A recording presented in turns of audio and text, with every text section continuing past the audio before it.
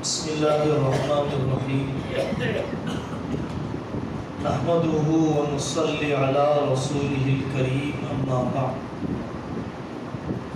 آپ حضرات طلباء کی ہمت افزائی کے لیے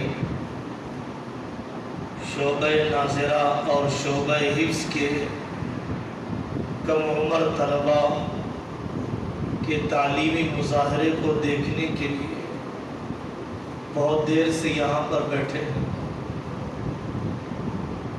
اللہ تعالیٰ آپ حضرات کو جزائے خیر عطا فرمائے۔ بہت تھوڑا سا پروگرام کا حصہ باقی رہ گیا ہے۔ رجب کا مہینہ چل رہا ہے۔ رجب کے مہینے میں ہمارے علاقے کے اندر کرنے کے کام کون سے ہیں اور نہیں کرنے کے کام کون سے ہیں۔ رجب کا مہینہ رمضان مبارک اور شعبان سے پہلے آنے والا مہینہ، قرآن کریم جن مہینوں کو اشہر حرم کہتا ہے، احترام والے مہینے کہتا ہے۔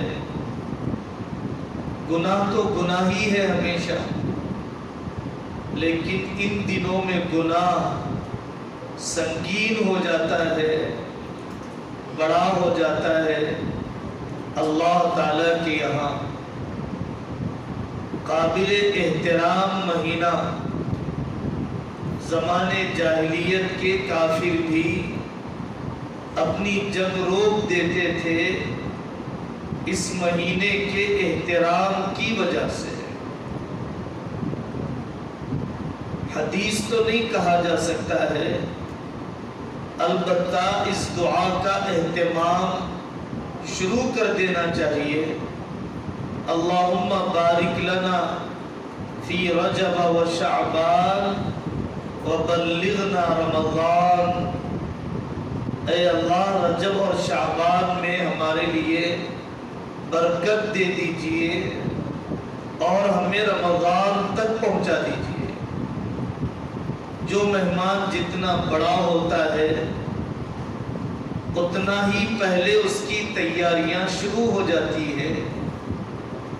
رمضان کا مہینہ اور وہ مہمان چونکہ بہت اونچا ہے، اللہ کے نیک بندے 6 مہینے پہلے سے اس کے لیے دعائیں کرتے اور اس کے بعد 5 مہینے تک استغفار کرتے تھے۔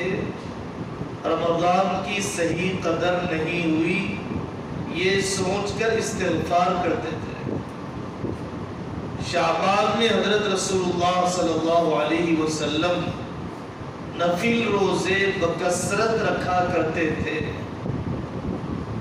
اور امی جان حضرت عائشہ رضی اللہ عنہا گزشتہ رمضان میں بیماری کی وجہ سے جو روزے چھوٹ گئے تھے ان روزوں کی قضا کر لیتی تھی۔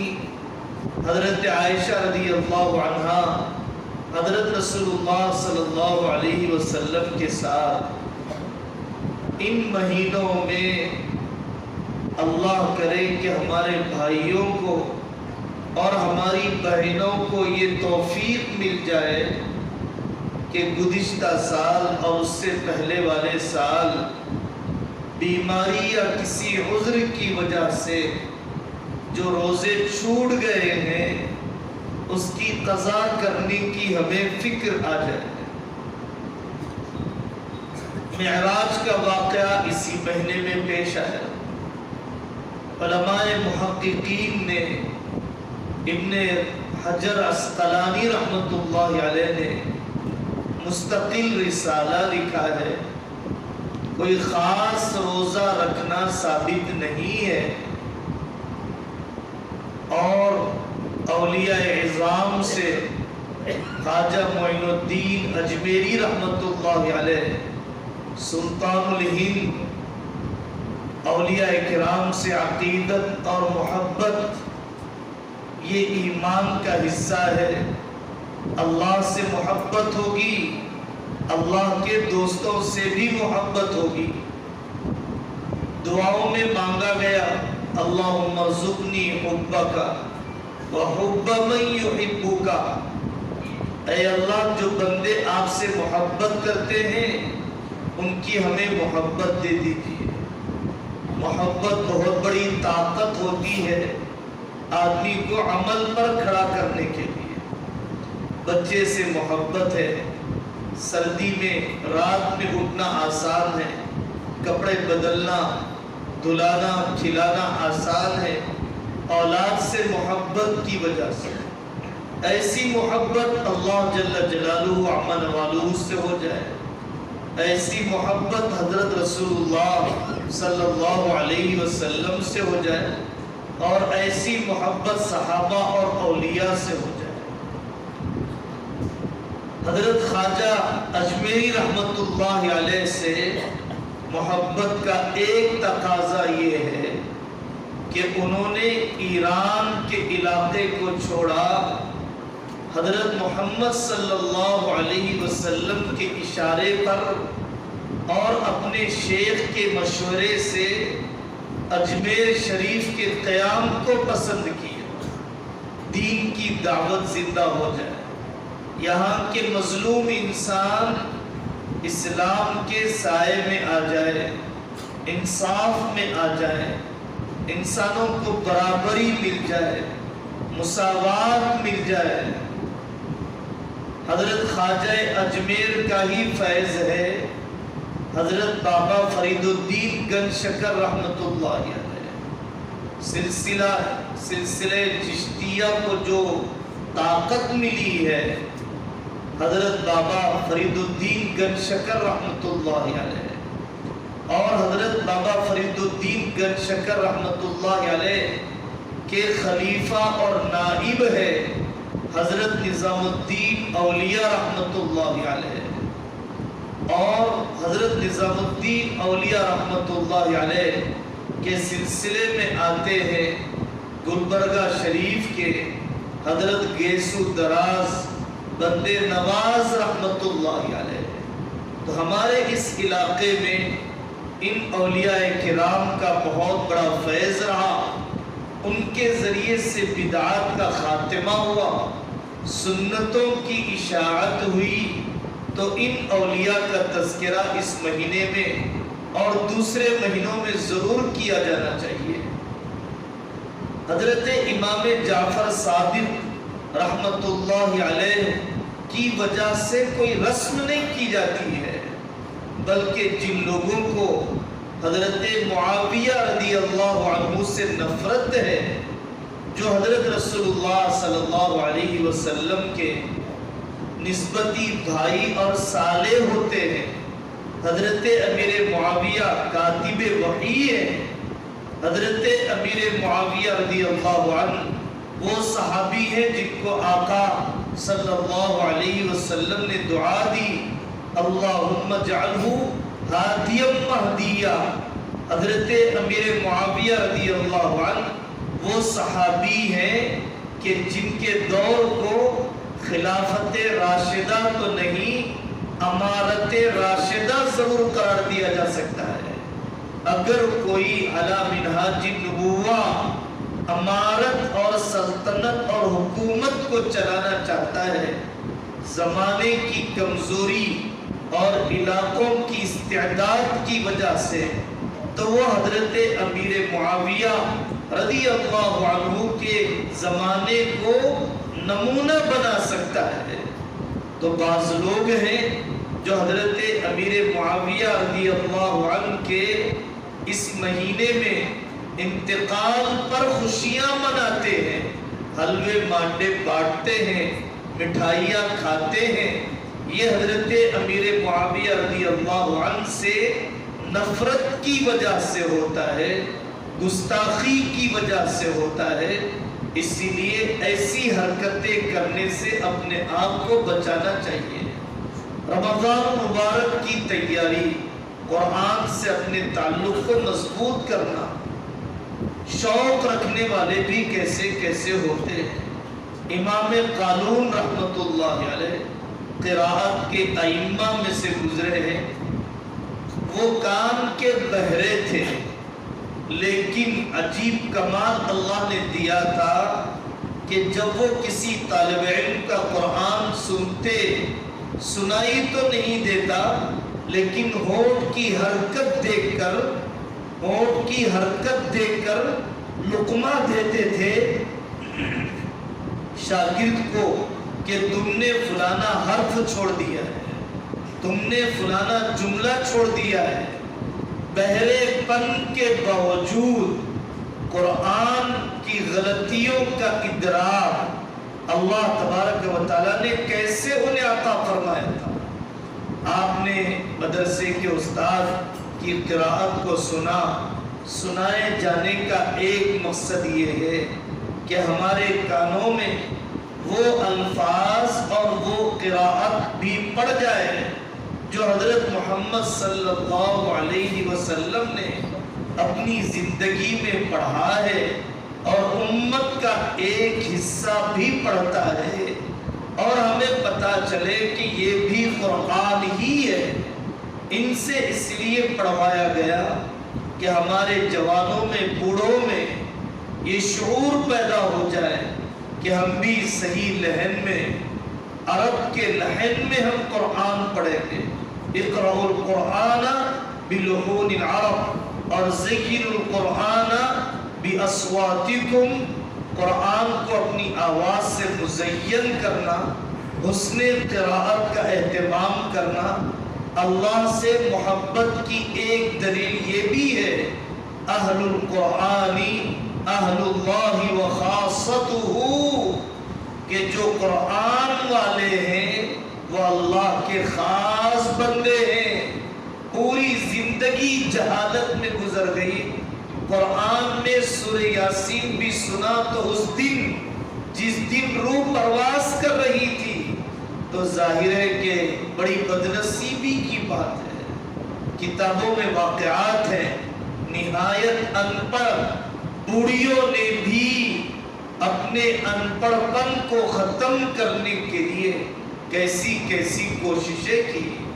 بہت جذبہ تھا، زبان چلتی نہیں ہے، قرآن کھول کر انگلیاں ہی پھیرنے لگ گئی.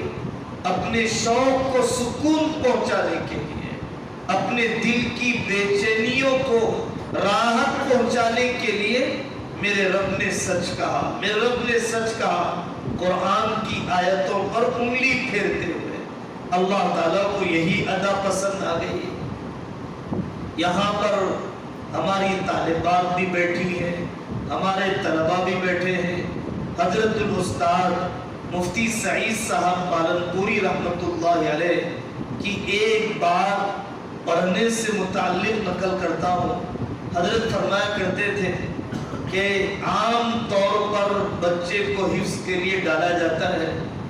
ڈنڈے کھاتا ہے بچہ اور انڈے کھاتا ہے. جنت میں جانا چاہتا ہے اس کا باپ، تو باپ کے دباؤ میں بچے نے حفظ کر لیا.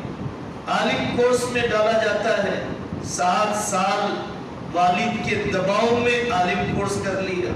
ذاتی شوق پیدا نہیں ہوا والدین کو خوش کرنے کے لیے. اس کے بعد پھر خدمت دین میں کبھی لگتا ہے کبھی نہیں لگتا ہے. حضرت فرماتے تھے سالہ سال پڑھے ہوئے رہو گے، اندرونی شوق کے بغیر کبھی تمہیں علم نہیں آئے گا. میں بھی حضرت اپنے بارے میں فرماتے تھے کہ میں شرح جامی تک صرف اپنے والد کے دباؤ میں پڑھتا تھا. ان کے والد اصل ڈابھیل کے طالب علم تھے اور بدر عالم میرٹھی رحمت اللہ علیہ نے ایک مرتبہ ان کے والد سے کہا تھا کہ تیری قوم میں علماء پیدا نہیں ہوتے اس لیے کہ تیری قوم میں سود کا چلن بہت ہے، حرام مال کے کھانے کا رواج بہت ہے، اس لیے تیری برادری میں علماء پیدا نہیں ہوتے.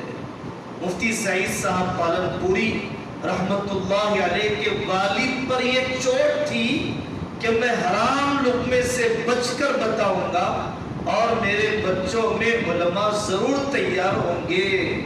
انہوں نے حرام لقمے سے اپنے آپ کو بچایا۔ مفتی صاحب فرماتے ہیں مجھے سہارنپور بھیج دیا گیا، مزار العلوم میں شرع جامی کی جماعت میں تھا، پڑھائی میں کوئی دلچسپی نہیں اور خانہ پوری سائیکل خرید لی تھی، سہارنپور کی گلیوں میں پھرتا تھا، اسباق کے علاوہ کے اوقات میں ٹائیفائیڈ ہو گیا بہت سخت قسم کا، گھر پر آیا تو بستر پر لیٹا ہوا تھا، لیٹے لیٹے میرے والد اور میری دادی ماں بات چیت کرنے لگی۔ میرے والد نے اپنی والدہ سے کہا کہ میں اس کو مدرسے میں نہیں ڈالوں گا، تو دادی نے کہا کیوں نہیں ڈالے گا؟ تو میرے والد نے، مفتی سعید صاحب کے والد، اپنی والدہ کو سنا رہے ہیں اور بیمار بیٹا سن رہا ہے، میں نے اس کو مدرسہ لے جانے پر اتنا خرچ کیا، اس کی بیماری پر اتنا خرچ کیا، اب دوبارہ مدرسہ لے جانے پر اتنا خرچ کرنا پڑے گا، چھٹی میں یہ واپس آئے گا تو اتنا خرچ کرنا پڑے گا، میری مالی وسعت اتنی نہیں ہے، میں اس کو مدرسے میں اب نہیں ڈالنا چاہتا۔ حضرت مفتی سعید صاحب پالنپوری رحمۃ اللہ علیہ فرماتے ہیں میرے والد اور میری دادی کی اس بات نے میرے دل پر چوٹ لگایا، میں نے وہیں پر لیٹے لیٹے عہد و پیمان کر لیا، عزم مصمم کر لیا کہ مجھے علم حاصل کرنا ہے، مجھے پختہ عالم بننا ہے۔